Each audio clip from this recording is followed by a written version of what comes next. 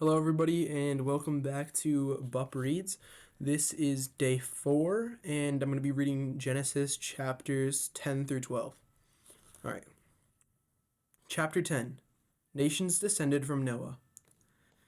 These are the generations of the sons of Noah, Shem, Ham, and Japheth. Sons were born to them after the flood. The sons of Japheth: Gomer, Magog, Madai, Javan, Tubal, Meshech, and Tyrus. The sons of Gomer: Ashkenaz, Rephath, and Togarmah.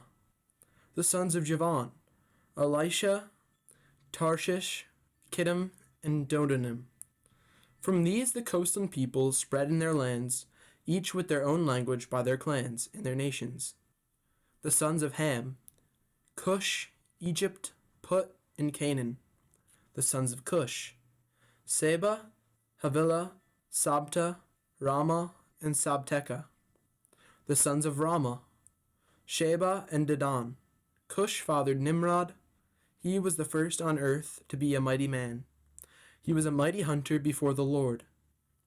Therefore it is said, like Nimrod, a mighty thinker, a mighty hunter before the Lord. The beginning of his kingdom was Babel, Erech, Akkad, and Calneh, in the land of Shinar. From that land he went into Assyria and built Nineveh, Rehoboth, Calah, and Resen, between Nineveh and Calah. That is the great city. Egypt fathered Ludum, Anamim, Lehabim, Nephutim, Pathrusim, Casluhim, from whom the Philistines came, and Caphtorim. Canaan fathered Sidon, his firstborn, and Heth, and the Jebusites, and Amorites, the Girgashites, the Hivites, the Arkites, the Sinites, the Arvadites, the Zemarites, and the Hamathites. Afterward, the clans of the Canaanites dispersed, and the territory of the Canaanites extended from Sidon in the direction of Gerar as far as Gaza, and in the direction of Sodom, Gomorrah, Admah, and Zeboim, as far as Lasha. These are the sons of Ham, by their clans, their languages, their lands, and their nations. To Shem also, the father of all children of Aber, the elder brother of Japheth, children were born. The sons of Shem: Elam, Ashur, Arpachshad, Lud, and Aram. The sons of Aram: Uz, Hul, Gether, and Mash. Arpachshad fathered Shelah, and Shelah fathered Eber. To Eber were born 2 sons. The name of one was Peleg, for in his days the earth was divided, and his brother's name was Joktan. Joktan fathered Almadad, Shalef, Hazarmaveth, Jerah, Hadoram, Uzal, Diklah, Obal, Abimael, Sheba, Ophir, Havilah, and Jobab. All these were the sons of Joktan. The territory in which they lived extended from Mesha in the direction of Sephir to the hill country of the east. These are the sons of Shem, by their clans, their languages, their lands, and their nations. These are the clans of the sons of Noah, according to their genealogies and their nations, and from these the nations spread abroad on the earth after the flood. The Tower of Babel, chapter 11. Now the whole earth had one language and the same words. And as people migrated from the east, they found a plain in the land of Shinar and settled there. And they said to one another, "Come, let us make bricks and burn them thoroughly." And they had brick for stone, and bitumen for mortar.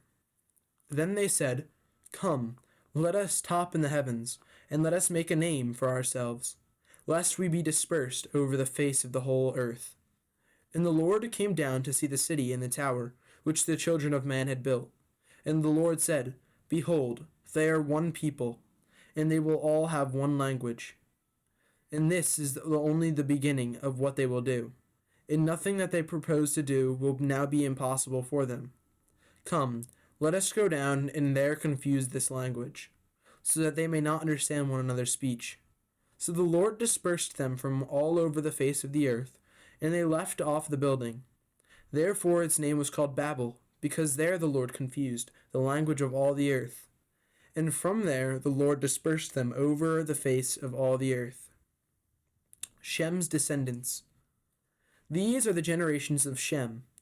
When Shem was 100 years old, he fathered Arphaxad 2 years after the flood.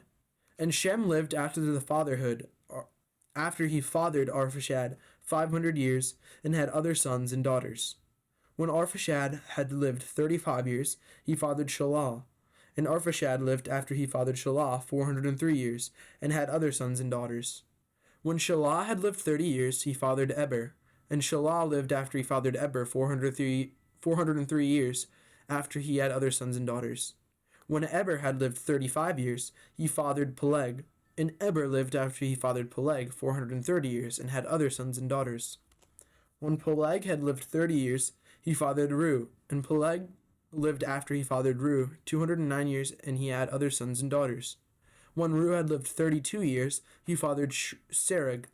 And Reu lived after he fathered Serug 207 years after, and had other sons and daughters. When Serug had lived 30 years after he fathered Nahor. And Serug lived after he fathered Nahor 200 years, and had other sons and daughters.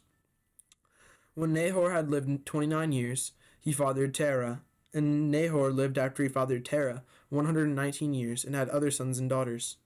When Terah had lived 70 years, he fathered Abram, Nahor, and Haran. Terah's descendants. Now these are the generations of Terah.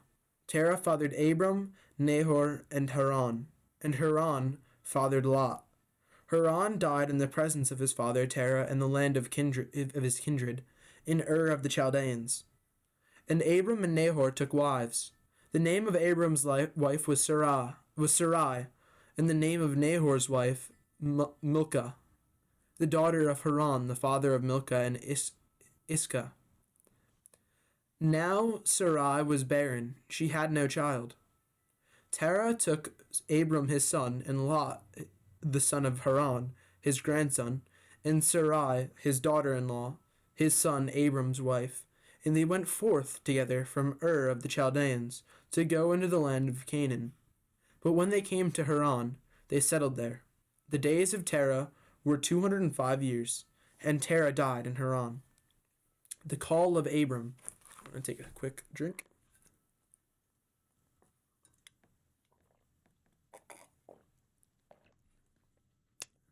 Apologies. Chapter 12. The call of Abram. Now the Lord said to Abram, "Go from your country and your kindred and your father's house to the land that I will show you, and I will make of you a great nation, and I will bless you and make your name great, so that you will be a blessing. I will bless those who bless you, and him who dishonors you I will curse, and in you all the families of the earth shall be blessed." So Abram went as the Lord had told him, and Lot went with him. Abram was 75 years old, and when he departed from Haran. And Abram took Sarai his wife, and Lot his brother's son, and all their possessions that they had gathered, and the people that they had acquired in Haran, and they set out to go to the land of Canaan. When they came to the land of Canaan, Abram passed through the land to the place of Shechem, to the oak of Moreh. At that time the Canaanites were in the land. Then the Lord appeared to Abram and said, "To your offspring I will give this land." So he built there an altar to the Lord, who had appeared to him.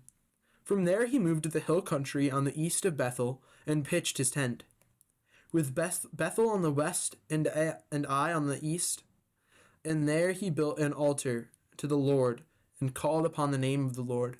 And Abram journeyed on, still going toward the Negev.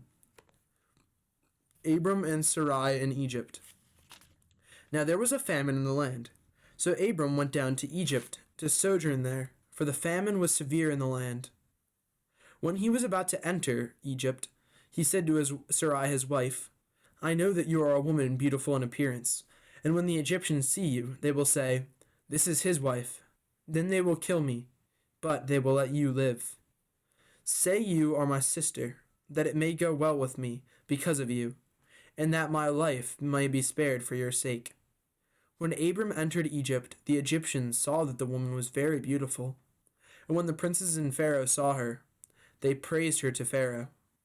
And the woman was taken into Pharaoh's house, and for her sake he dealt well with Abram.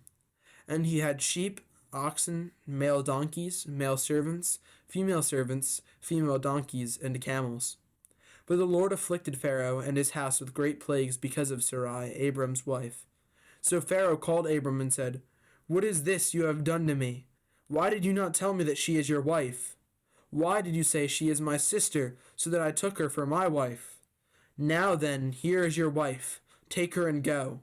And Pharaoh gave men orders concerning him, and they sent him away with his wife and all that he had. All right, so that was Genesis chapters 10 through 12. So thank you for watching, and maybe like and subscribe to get this out to more people so they can follow me on my journey and follow you guys on your journey. Amen. Thank you.